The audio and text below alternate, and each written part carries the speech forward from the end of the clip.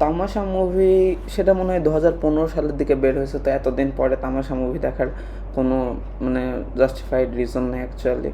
But the fact is আমি শুনছিলাম তামাশা অনেক মানে আন্ডার রেটেড। এখন কেন আন্ডার রেটেড, হোয়াই? তো আমি মনে করেন যে তখন যখন 2015 সাল ছিল তখন আমার বয়স কত ছিল, এই কত 12। আমি মুভিটা দেখছি ঠিকই, বাট কিছু বুঝি নাই আমি। তো কালকে আমার হুট করে মনে করেন যে দেখতেছিলাম কালকে রাত 2টার দিকে মুভিটা দেখা শুরু করছি। আর আপনি ভাবেন মিড নাইট থটের মধ্যে যদি আপনি এরকম মুভি দেখেন তাহলে আপনাকে তামাশা মুভিটা কীভাবে হিট করতে পারে। বিদেশে নায়কের সাথে নায়িকার দেখা হলো, মানে একদম খুবই উইয়ার্ড। আসে দেখলো যে একদম একদম মানে আসার পরে নায়ককে খুঁজতে খুঁজতে নায়ককে পাওয়া যায়, যাই দেখে নায়কটা যেভাবে বিহেভ করতেছে একদম আমার মতো। And that part screwed me up, মানে হোয়াট ইজ দিস হ্যাপেনিং।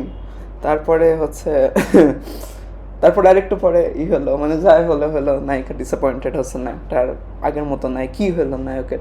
আসলে নায়ক সবসময় একটা অ্যাক্টিং করতে আসছে যে হচ্ছে আমি এরকম, actually is not like that. But ওইটা ম্যাটার করে না, ম্যাটার করে হচ্ছে যে তারপরে নায়িকা নায়ককে কনফ্রন্ট করলো। নায়ক বললো যে আমি এটাই, তুমি যেটা দেখছো এটা ভুল ছিল। তারপর নায়িকা চলে যায়। আমার মনে আছে নায়ক হচ্ছে আয়নার সামনে দাঁড়ায় বলছে আর বাদ দে, এমনিও টিকতো না, চলে গেছে, ভালোই হয়েছে। মানে the act of holding himself together, act of doing what needed to be done in order to survive or thrive, ignoring your emotions and not behaving according to your emotions.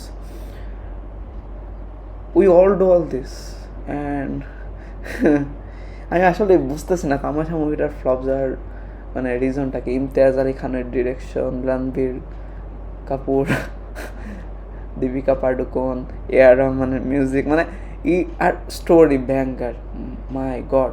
মানে this has no reason to flop, but I don't know why it did, but I am glad যে আমি আরেকবার দেখছি।